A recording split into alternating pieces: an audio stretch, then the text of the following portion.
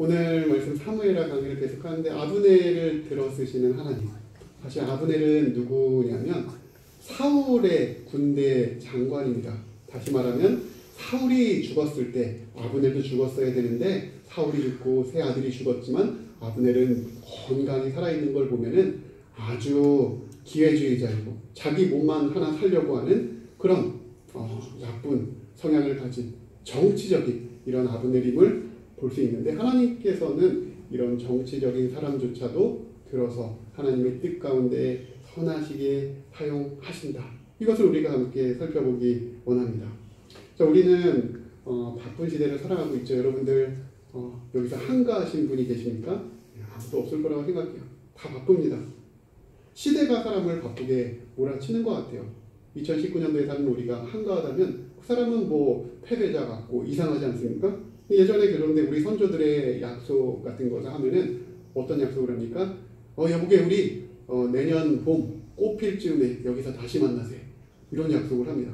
그럼 도대체 몇 월 며칠 몇 시 몇 분에 만나자는 얘기입니까? 그럼 모릅니다. 그냥 꽃필 무렵 서로 한두 달은 여유롭게 기다리자 이 얘기입니다.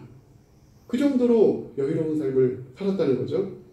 내년 이맘때쯤에 여기 있을 것이라는 그 전제를 이미 깔고 있습니다. 이 사람은 여기 있을 사람이야.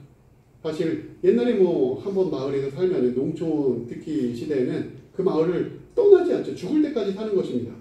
그러니 얼마나 마음도 편안하고 얼마나 일도 익숙하고 얼마나 마을 사람들끼리 친하며 얼마나 여유롭습니까?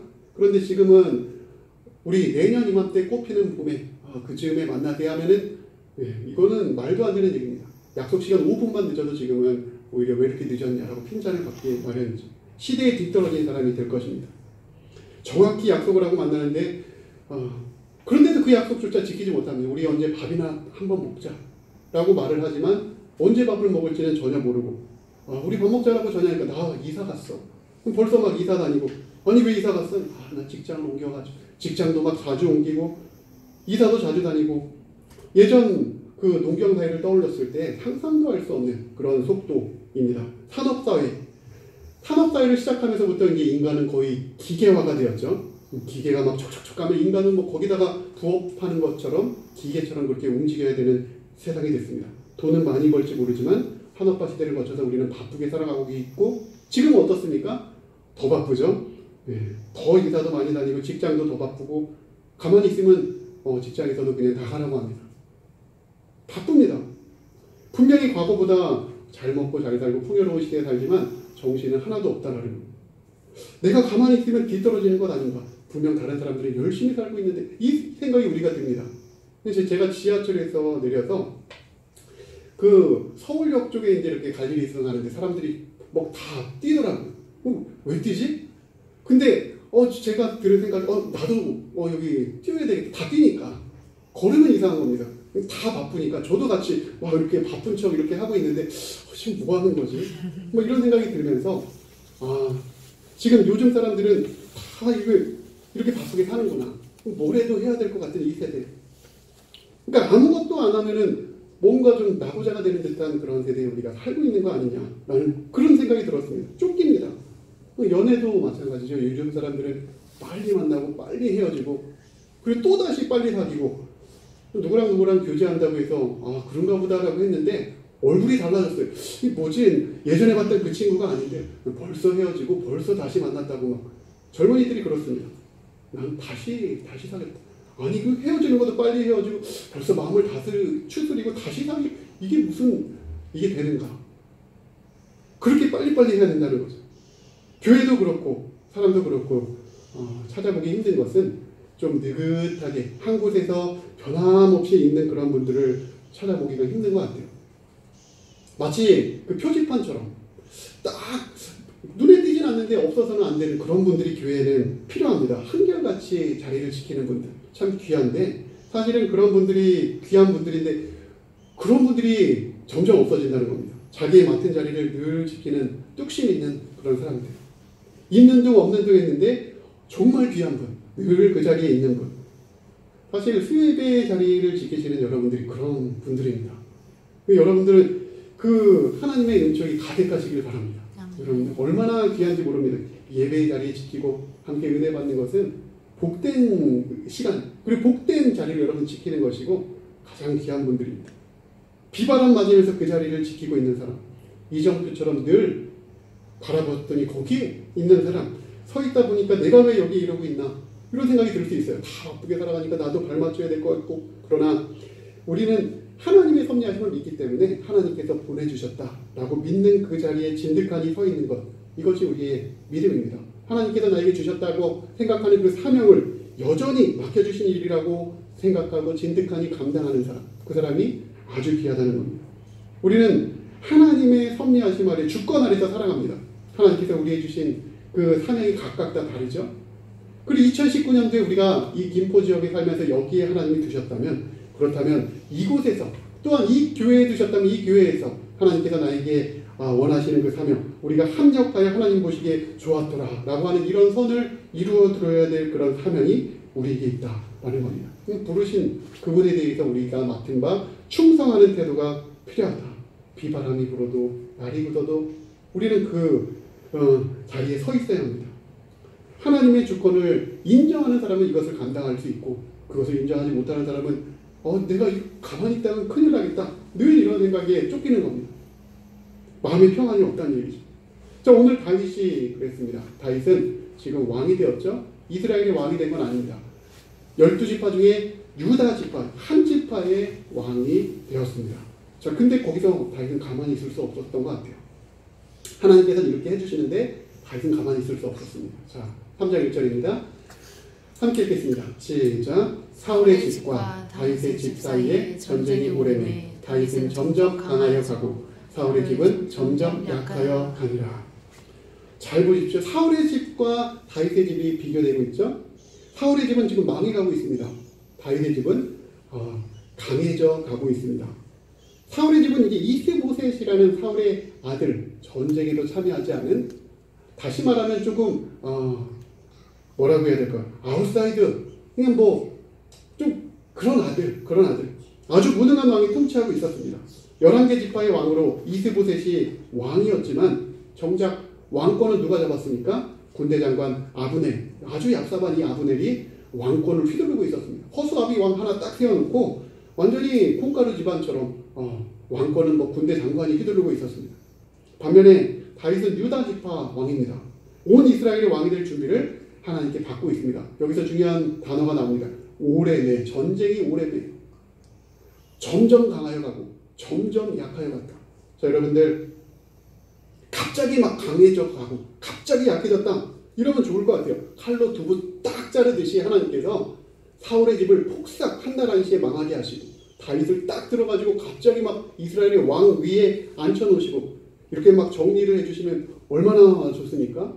근데 별 시덥잖은 별 일들이 다 일어나고 막 인간관계가 얽혀가지고 지금 2장 뒤에를 봐도 별 군대 장관끼리 서로 싸우고 그러고 있습니다.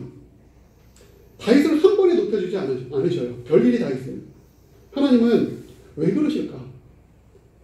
왜 이렇게 오랫동안 전쟁을 하게 하시고 다윗을 조금씩 점점 강하여 가게 하시고 사울의 집은 점점 약하게, 이 점점이란 말을 빼시든지, 하나님은 그렇습니다. 역사적인 시간과 사건과 공간을 통해서 서서히 하나님의 계획을 이루어 가십니다. 마치 큰 항공모함이, 큰 배가 서서히 움직이지만 결국에는 목적지에 도착하는 것처럼 하나님께서 분명히 이게 가는 건지 안 가는 건지 이 세상을 봐도 하나님의 말씀대로 되는 게 없는 것 같고, 그런데도 결국에는 가는 둥 안 가는 둥 하면서 하나님께서 원하시는 대로 된다는 말입니다. 모든 것을 그렇게 하나님 손에 쥐시고 인도하신다는 겁니다. 예수님께서 그러셨죠. 구약에서 메시아가 온다라고 했는데 언제 오나 몇천 년이 지나서 예수님이 인간의 모습으로 왔습니다. 그럼 바로 온 것도 아니에요. 이 땅에 오신 그 아기 예수님이 키가 자라고 지혜가 자라기까지 또 30년의 또 기다림이 필요했습니다. 30년 후에 이제 드디어 세례를 받고 공생의 사역을 시작하십니다. 한 걸음 한 걸음 천천히 하나님의 일을 우리 개개인의 인생 속에서 하나님이 펼쳐가십니다. 내 안에 모든 사건들을 통해서. 그런데 우리는 급하죠. 일이 왜 이렇게 더디냐, 진행이 왜 이렇게 안 되냐, 속에서 열이 나고, 전쟁이 오래매 다윗은 점점 빨리빨리 강해져 가는 것도 아닙니다. 야곱야곱. 그럼 다윗은 속이 타들어갔을 수도 있어요. 이게 뭐냐, 내가 하나님께서 기름 부으셨고 나는 유다의 왕이 될 것 같은 그런 내가 늘 생각으로 이렇게 왔는데 분명히 왕으로 세워주실 것 같은데 그 온 이스라엘을 맡을 것 같은데 지금은 단 하나 유다 지파의 왕이 되어서 이게 무엇인가? 하나님께서 나를 사용하고자 하실 때 하나님이 연단하십니다. 걷어낼 거 걷어내고 그 다음에 솎아내실 거 다 솎아내고 불필요한 거 다 불태워버리고 이 과정에서 우리가 하나님이 쓰실 만한 자가 된다라는 겁니다. 다윗이 유다 지파의 왕이 됐으면 한 지파의 왕, 그러나 온 이스라엘 12지파의 왕이 되기 위해서는 7년 6개월이라는 훈련의 시간이 필요했던 것 같아요. 하나님 보시기엔 그랬단 말입니다. 갑자기 온 이스라엘 그 왕답게 다윗이 변했느냐? 그건 아니라는 거예요. 차차 변했다. 점점 변했다. 왕답게 훈련받는 그 시간이 인생 전체에 걸쳐서 다윗에게 필요했습니다. 우리에게도 마찬가지죠. 우리가 하나님께 쓰임받을 때 언제냐라고 하면 모른다는 겁니다. 하나님의 때가 차면 갑자기 확 들어서 앉힐 수 있습니다. 그러나 준비가 안 되는 사람을 갑자기 뽑아서 할 수는 없다는 거죠. 늘 그런 점점 그 다음에 오래 참음이 우리에게 필요합니다. 사무엘하 3장 2절부터 5절까지입니다. 이렇게 기록되어 있어요. 여기 이름도 헷갈리는 그런 아들들의 이름이 많이 기록되어 있죠. 잘 보십시오. 다윗이 얼마나 많은 여자들과 결혼했는가 이것을 지금 말하고 있어요. 이 여자 저 여자 그 여자 별로 좋지 않은 얘기입니다. 다윗이 헤브론에서 아들들을 낳았을 때 맏아들은 암논이라 이스라엘 여인 아히노암의 소생이요 둘째 아들은 갈멜 사람 나발의 아내였던 아비가일에게서 태어난 길르압이고 셋째 아들은 그수람 달메의 딸 마하가에서 태어난 압살롬이고 넷째 아들은 학기덱에서 태어난 아도니아고 다섯째 아들은 아비달에게서 태어난 스바디아이고 여섯째 아들은 다윗의 아내 에글라에게서 태어난 이드르암이다. 이들이 다윗이 헤브론에서 살 때 낳은 아들이다. 다윗이 헤브론에서 이제 왕이 되어서 유다 지파의 한 지파의 왕이 되어서 그렇게 낳은 자들 아내들이 참 많았습니다. 헤브론에 오자마자 이런 육체적인 실수를 저질렀다라는 건데 단지 정욕 때문에 저질렀다 이것뿐만 아니라 그 여러 지파의 여러 출신의 여인들과 결혼한 이유는 지극히 정치적이었습니다. 여러분 이웃과 화친하기 위해서 가장 많이 하는 게 내 딸과 당신의 아들을 결혼시킵시다. 이렇게 하면 이제 전쟁은 그 당시에는 일어나지 않겠죠. 어떻게 사돈끼리 전쟁할 수 있습니까? 그런 여러 가지 정치적인 그 색깔을 다 다윗이 생각했다는 겁니다.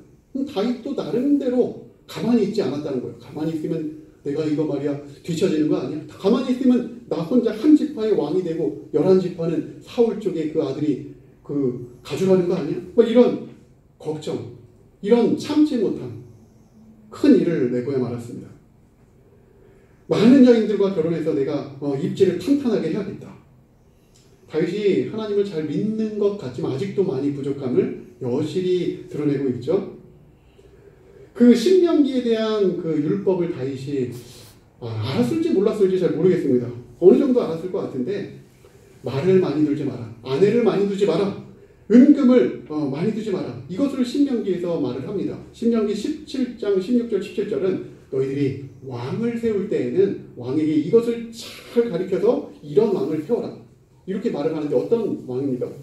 병마를 많이 두지 말 것이요. 병마를 많이 얻으려고 그 백성을 애굽으로 돌아가게 하지 말 것이니 이는 여호와께서 너희에게 이르시기를 너희가 이후에는 그 길로 다시 돌아가지 말 것이라 하셨으니 첫 번째는 말을 많이 두지 말라. 모든 전쟁의 승패는 군사력에 있지 않다. 하나님께 있기 때문에 말을 그렇게 많이 둘 필요가 없다. 말을 의지하는 왕은 내가 세운 왕이 아니다. 이것을 말을 하는 겁니다. 자, 두 번째로는 아내가 나오죠. 아내를 많이 두어 그 마음이 미혹되게 하지 말을 것이다. 아내를 많이 두지 마라. 마음이 미혹된다. 솔로몬이 그랬죠. 아내를 많이 두어가지고 이 우상 저 우상 다 받아들이다가 마지막에는 완전히 망하는 길로 들어섰습니다. 마음의 미혹을 방지하기 위해서 아내를 많이 두지 말라. 세 번째는 은금을 많이 쌓지 말라. 너희를 부하게 하는 것 은금이 아니라 바로 나 하나님이다. 이렇게 말씀을 하셨습니다. 왕을 세울 때 이 세 가지를 지켜라. 그런데 다윗은 오늘 본문에서 잘못된 것, 다른 거는 잘 모르겠고 아내를 많이 두지 말라고 했는데 아내를 많이 뒀습니다. 이것이 이제 인간이라는 말입니다. 인간은 늘 정치적이죠. 이 교회에서도 조금 내가 좀 드러나면 좋겠고, 또 어디서든 내가 좀 드러나면 좋겠고, 아닌 척 하지만 우리는 다 그렇습니다. 내가 드러나지 못했을 때 좀 서운하기도 하고, 저도 드러나는 게 상당히 싫어하는 사람인데, 그런데 서운한 마음은 들 때가 있다는 것도 참 아이러니하고, 인간은 이렇게 정치적이구나. 드러나고 싶지 않지만 또 몰라주면 참 속상하고, 참 이게 뭐 하는 것이냐, 이런 생각이 든단 말입니다. 나를 드러내지 않는 것. 그런데 여러분, 다윗은 지금 정치적으로 좀 강해지려고 많은 아내를 두었습니다.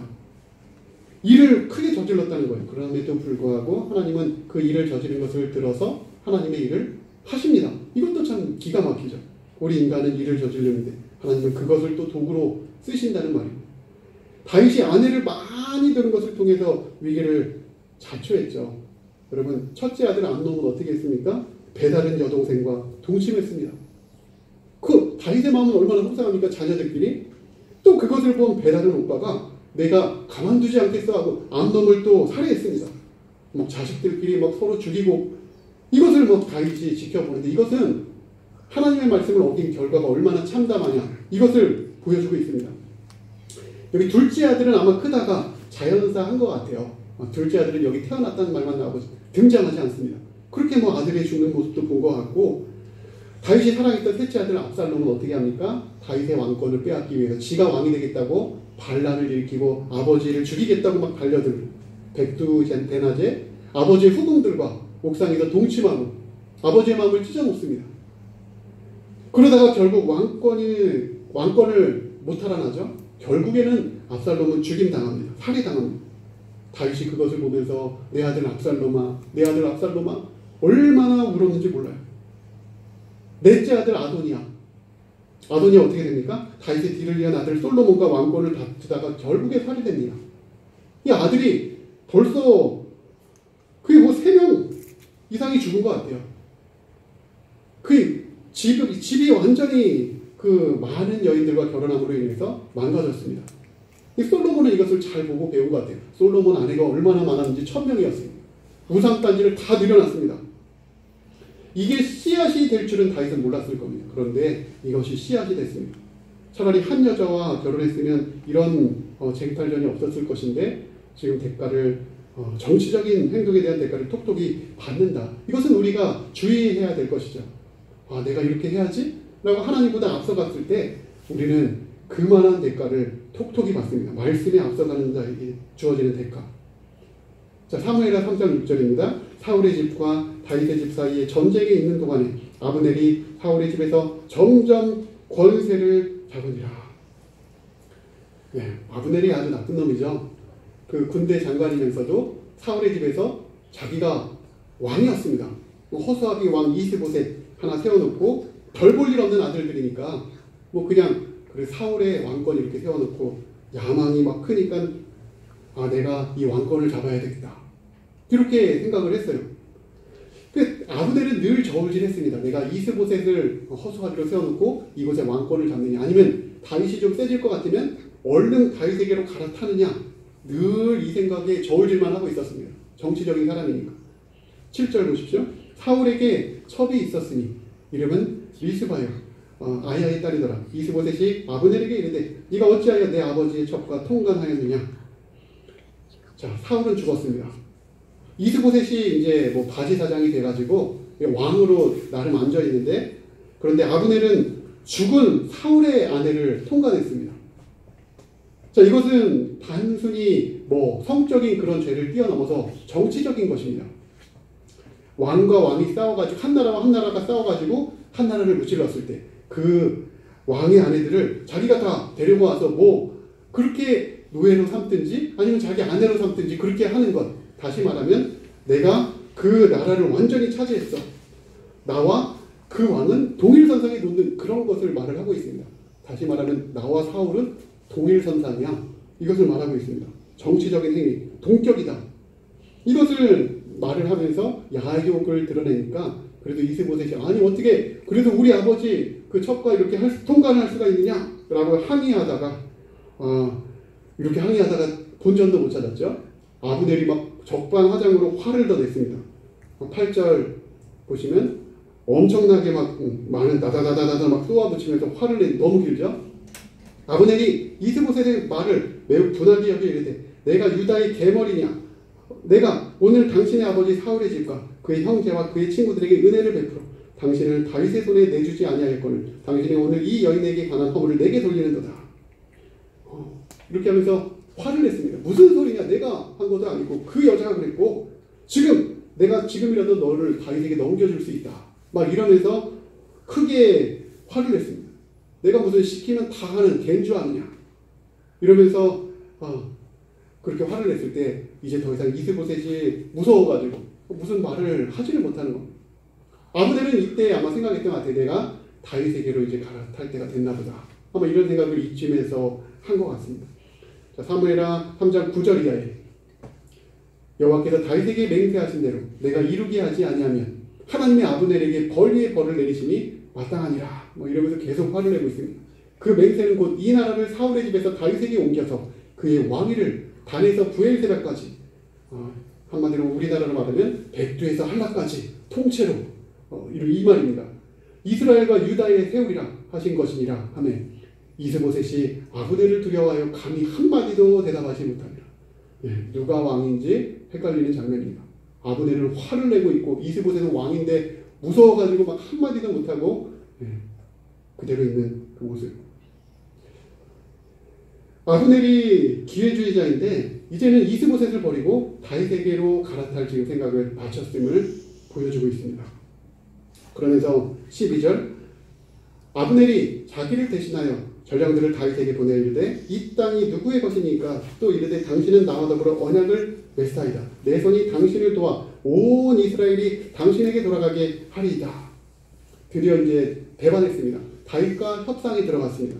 원수가 자기들끼리 분열하는 그런 모습이죠. 뭐 다윗이 아브넬과 이스보셋을 이간질한 것도 아닙니다. 결국 기회주의자 아브넬이 이스라엘을 유다의 통째로 바치는 이런 모습을 보고 있습니다.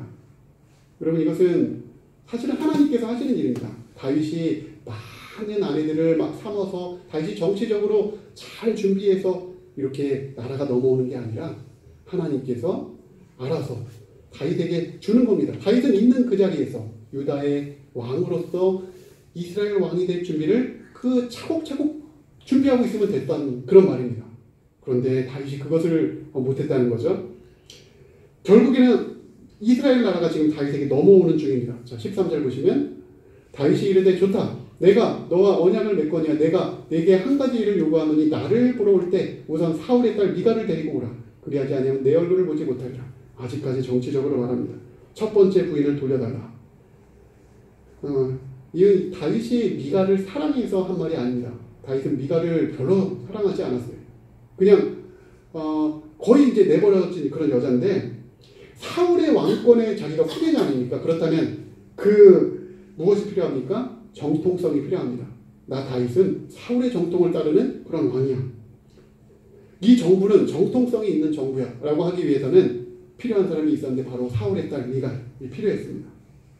물건처럼 돌려달라 이렇게 말을 했습니다. 정통성 확보를 위해서 내가 그 여자를 사랑하는 게 아니라 그냥 필요하다. 얼마나 여자 입장에서 비참한지 알 수가 없습니다. 다른 남자의 사랑을 받고 있는 이미 남의 여자가 되어있는 이 미갈 재혼한 여자를 다윗은 그냥 물건처럼 정치적인 목적을 위해서 잠깐 도구화 시키고 있습니다. 미갈을 데리고 와라. 미갈이 그렇게 이용당하는 거죠. 불쌍하게 이용당합니다. 자, 14절부터 보시면 다윗이 사울의 아들 이스보셋에게 전령들을 보내 이르되 내처 미갈을 내게로 돌리라. 그는 내가 전에 블레셋 사람의 표피 100개로 나와 정원한 자니라 하니 힘으로 이제 빼앗았습니다. 전령들을 이렇게 보내서 이스보셋이 사람을 보내 그의 남편 라이스의 아들 발디엘에게서 그를 빼앗아 오매 그의 남편이 그와 함께 오되 울며 바울임까지 따라왔더니 아브넬이 그에게 돌아가라 하매 돌아가니라. 이런 남자랑 결혼해야 되는데 말입니다. 그 아내가 이렇게 권력에 이끌려서 가니까 남편이 막 눈물을 흘리면서 따라왔습니다. 바울임까지. 그냥 아브넬이 이제 돌아가라고 호통을 치니까 정치적인 그 권력 앞에서 아무 힘도 쓰지 못하고 그렇게 울면서 돌아간 이 한 남자가 있죠. 미갈의 새 남편이었습니다. 미갈은 이 자신을 사랑하는 남편에게 이렇게 억지로 이렇게 떼어내서 다윗에게로 가는데 다윗이 미갈을 막 사랑하면 얼마나 좋습니까? 근데 사랑하지 않았어요. 애정도 없었습니다. 그러나 미갈이 필요했을 뿐입니다. 사울의 아내이기 때문에, 사울의 딸이기 때문에. 사랑하는 아내가 아니라 그냥 한 기능으로 네가 필요해. 이렇게 왕으로서 그냥 첩자 드리듯이 이렇게 드렸습니다. 딱한 여인. 그런데 이것은 다윗의 이야기가 아니라 우리 이야기다라는 거예요. 우리가 사람을 사람으로 대하지 않을 때가 많이 있습니다. 한 사람을 사람의 인격체로 대할 때, 직장에서도 우리가 한 사람, 예를 들어 내 부하 직원이라도 인격체로 대할 때가 있고 그냥 기능인으로 대할 때가 있습니다. 아주 차갑게, 냉혹하게. 사람과 사람 사이에서 완전히 찬바람이 불고 완전히 기온이 완전 냉랭하고, 사람을 사람으로 대하는 것이 아니라 도구로 대하는 경우가 많이 있죠. 예를 들어서 공무원들을 저는 욕하지 않지만 동사무소나 이런 데 갈 때 차갑게 느껴지는 사람이 있습니다. 그냥 사무적인 용어를 쓰는 거예요. 그냥 정말 한치의 바늘로 찔러도 피 안 나올 것 같은 그런 사무적인 용어만 이렇게 딱딱하고서 질문해도 별로 좋아하지 않습니다. 그런 분들이 있더라고요. 담임 목사와 부교육자 사이에서도 마찬가지입니다. 직장 상사와 부하 직원처럼 그냥 따뜻한 온정이 오고 가는 게 아니라 잘못하면은 완전히 그 영혼까지 막 탈탈 털리고, 그래서 오늘 몇 명이나 왔나? 완전히 그 주일학교 몇 명 왔는, 학생부 몇 명 왔느냐? 이걸로 완전히 그 사람의 평가해버리신 그런 많은 목사님들도 있습니다. 완전히 그것은 이게 부교육자하면서 상처나 남처럼 다 받은 것 같아요. 제가 이렇게 차갑게 할 수가 있는가? 어떻게 사람을 사람으로 대하지 않고 기능인으로 대하는가? 여러분, 자꾸 일이 먼저다 보면 사람과 사람 사이에 따뜻함이 사라집니다. 교회에서도 마찬가지죠. 우리가 일을 하기 위해서 막 모였다? 일을 못해도 된다는 겁니다. 사람과 사람 사이에 기쁨을 느끼지 못한다면 그것은 일을 그만두는 게 낫다는 겁니다. 서로 따뜻하게 대해주고, 하나님께서 말씀하신 하나님을 사랑하고 우리 다 같은 하나님 자녀니까 이웃을 서로 사랑하는 그런 모습을 교회에서 보여야 되는데, 사람을 사람으로 대하지 않고 그저 기능인으로, 그저 내가 불의를 이용할 대상으로, 그러면 안 된다는 거예요. 성도들을 목회 부속품으로 대하는 그런 목사님들도 있습니다. 목회 비전이라는 그 명목하에 그 성도들을 자신의 그 목적을 이루기 위한 도구로 쓰는 그런 분들도 있고, 또 어떤 목회자분들은 성도들을 하나의 수단으로 보고 비전 성취용, 또 그렇게 생각하는 분도 있습니다. 제가 경험한 바입니다. 경험한 바로 이러면 안 되지 않나 생각하지만 그런 분들도 계시더라고요. 그러나 제가 생각할 때 그래요. 성도들을 숫자로 바라볼 때 이미 목회는 끝났다, 이렇게 생각이 됩니다. 오늘 몇 명 왔냐, 이걸 체크하는 순간 이미 그분의 목회는 끝났다. 도대체 이 몇 명이 그렇게 중요한가? 몇 명을 가지고 그 혼내고 혼내지 않는 게 이게 중요한 문제인가? 그 한 영혼이 변화된 것은 물어보지 않는 것인가? 이것을 저는 너무나도 가슴 아프게 보았습니다. 목회자들만 그런 게 아닙니다. 반대로 여러분들도 그럴 수 있다는 거예요. 목회자를 귀하게 여기지 않는 성도님들도 꽤 있습니다. 여기만 교회인가? 여기서 뭐라고 하면 다른 교회 가지. 이런 마음이 늘 저변에 깔려 있어요. 은근히 목회자를 대우하지 않습니다. 자기 마음대로 교회를 좌지우지하려고 하고, 내 생각대로 목사님이 그렇게 해주지 않을 때 불만을 은근히 제기하고 도구로 목회자를 바라보는 그런 성도도 있다는 거죠. 자기가 드러내고 자기가 나타나는 그런 쉬운 교회를 찾아다니는 그런 성도들이 분명히 있다는 것입니다. 자기 마음대로 행하고 싶어서. 교회 안에서 성도들끼리도 그렇습니다. 미묘하게 네가 크냐 내가 크냐, 내가 그 사람을 어떻게 대하고 있는가를 우리가 점검을 해야 됩니다. 한 사람을 내가 소중히 여기고 있느냐, 아니면 그 사람을 은근히 경쟁 상대로 여기고 은근히 내 인식 속에서 그 사람을 좀 눌러야 되겠다, 이런 생각으로 우리 하고 있는가, 누구를 소외시키고 있지 않는가, 이런 것을 우리가 점검을 해야 된다는 겁니다. 무슨 사역을 하든, 밥을 하든, 전도를 하든, 무슨 찬양 사역을 하든 내가 만약에 어떤 사람을 그 사람 자체가 중요한데 이게 일이 안 되지 않았느냐라고 서로 싸운다면 그 일을 아예 안 하는 게 낫다는 겁니다. 일이 중요한 게 아니라 사람이 중요하다. 이것을 우리가 늘 생각해야 됩니다. 자, 마지막 17절입니다. 아브넬이 이스라엘 장로들에게 말하여 이르되 너희가 여러 번 다윗을 너희의 임금으로 세우기를 구하였으니 자 이제 우리 다윗에게로 가자. 뭐 이런 정치적인 발언이죠. 이제 장로들을 다 설득하는 이런 아주 아브넬은 기회주의자입니다. 어차피 우리 넘어가게 되어 있지 않느냐 다윗에게로. 당신들 알지 않느냐 하나님이 다윗에게로 이렇게 딱 기름 부어서 왕으로 세우신 거. 다윗에게 우리 가자. 여러분 다윗이 아브넬에게 부탁한 것도 아니고 다윗이 뭐 정치적으로 또는 다윗이 힘으로 전쟁을 일으켜서 이들을 확 끌어들인 게 아닙니다. 신묘막직한 하나님의 이끄심. 유다 족속의 한 지파의 왕에 불과한 다윗이 온 이스라엘을 다 왕으로 이렇게 추대받는 손도 안 대고 코 푸는 그런 다윗의 모습이죠. 하나님은 이런 간사한 아브넬을 통해서라도 아브넬이 막 마음을 막 호떡 뒤집듯이 이렇게 바꿨는데 그 아브넬 기회주의자를 통해서라도 하나님은 다윗을 왕으로 세우신다는 겁니다. 왜 그렇습니까? 다윗의 자리에서 세워진 게 아니에요. 다윗의 힘으로 세운 게 아닙니다. 다시 말하면 다윗이 주도해서 다윗 왕국이 세워진 게 아니라 하나님께서 다 마련하셔서 만들어 주셔서 다윗에게 주시는 나라. 이게 바로 다윗의 왕국이었습니다. 다윗이 한 것이 무엇이냐? 없습니다. 뭐 일만 많이 됐죠. 이런 간신들이 등장하면서까지 하나님은 오랜 시간 점점 강하게 하시고 점점 약하게 하시고 오랜 전쟁을 통해서 그렇게 드디어 힘 하나 들이지 않고 다윗이 나라를 갖게 하셨습니다. 이것이 하나님께서 일하시는 방법입니다.